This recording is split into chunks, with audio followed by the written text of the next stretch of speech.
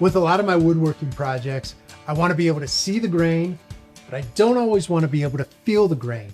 Sometimes I want a nice glass smooth surface, but still be able to appreciate all the various grains within the wood. So a few years ago, I started using a grain filler made by Aqua. What I've enjoyed about this product is the fact that it's easy to apply, it's water-based, it has a low dry time, and it's very easy to sand. I also don't have to wear a mask when working with it. So all of these things are awesome when it comes to finishing for me in my shop. They now have a new and improved version of the same grain filler.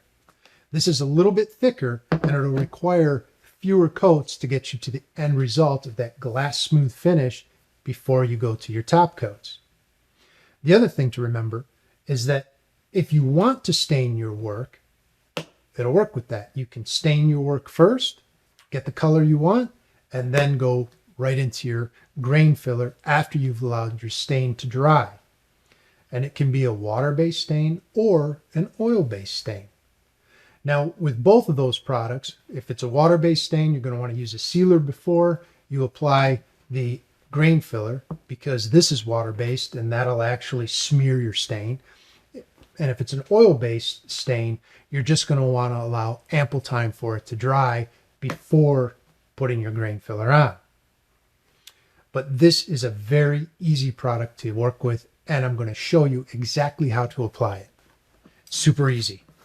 This is a white paste like product, and it dries crystal clear. I'm using a body filler, like a Bondo type auto filler card. I'm going to take a little bit of it and I just knock it around a little bit, and then you just start pushing it into the grain. I'm always a little liberal with it. It takes about an hour for it to fully cure before you're ready for sanding.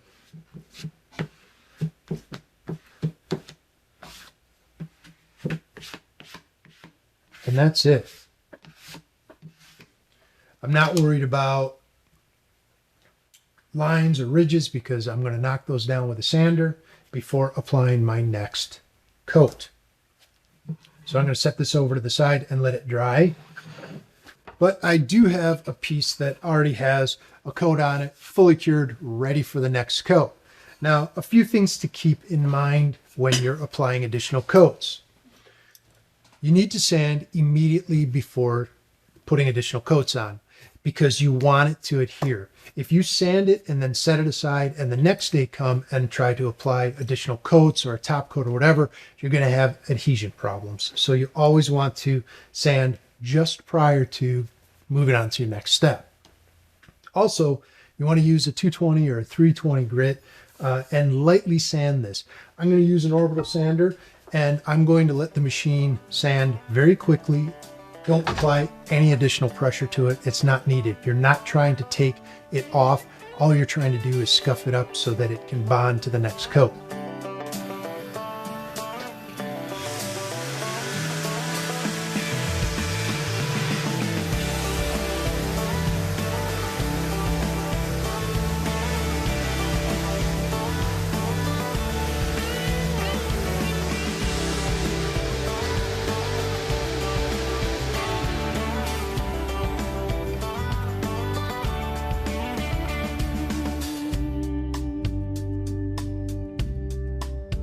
So you can see just how little sanding I did.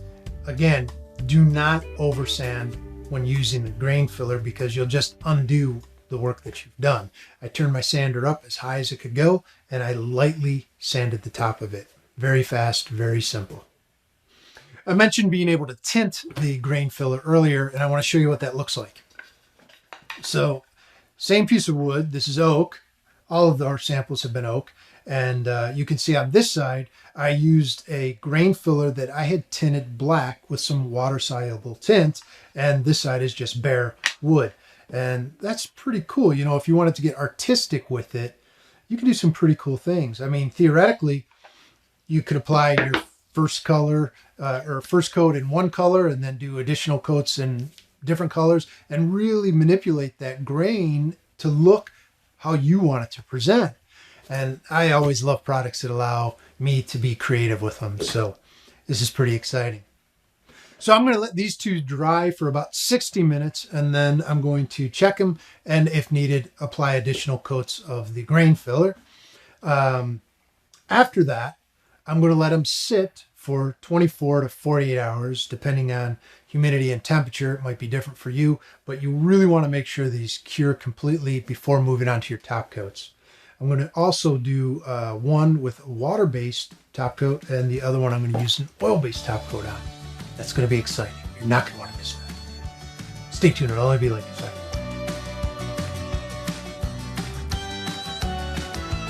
I have two test pieces here. These are both oak. Both of them have 3 coats of Aqua Coat grain filler applied, and both of them sat for about 24 hours to 48 hours before applying any top coat. Now, on this panel, I used a water-based top coat. This is a semi-gloss finish, and it's an Aqua Coat product called Aqua Thane. This is the first time I've ever used it, but I was really impressed with it.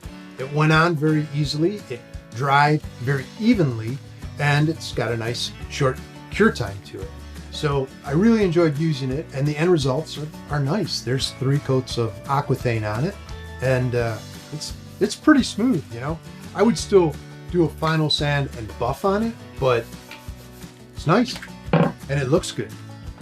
Now, this piece here, I used General Finishes Armor Seal on.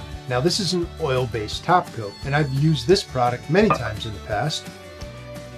Again, had no issues with it at all. Now, I even split this panel up to show you that this side here does not have a sanding sealer on it, and this side here has sanding sealer applied on top of the Aqua Coat grain filler, but before I applied the oil-based top coat. Now, normally, if you're applying an oil-based product on top of a water-based product, you would use sanding sealer to help minimize any negative interaction that you might have between those two products, right? Oil and water don't mix well. I've found that as long as I let the Aqua Coat grain filler fully cure before applying any oil-based top coat, I don't have any interaction with it. I've done tabletops that way, countertops that way, and I've had no issues at all. Here, I wanted to show that you could use a sanding sealer between the coats, or you don't have to. It's really up to you. Some people are going to be more comfortable this way. Either way, I've had good results with it. And a lot of people like oil-based finishes because of the tone that you get out of the wood. You know, it's sort of like a warmer tone. And I agree, it looks really nice. So I hope you learned something from this video, and I really hope that you give Aqua Coat a chance, because I think you'll like it. Thank you.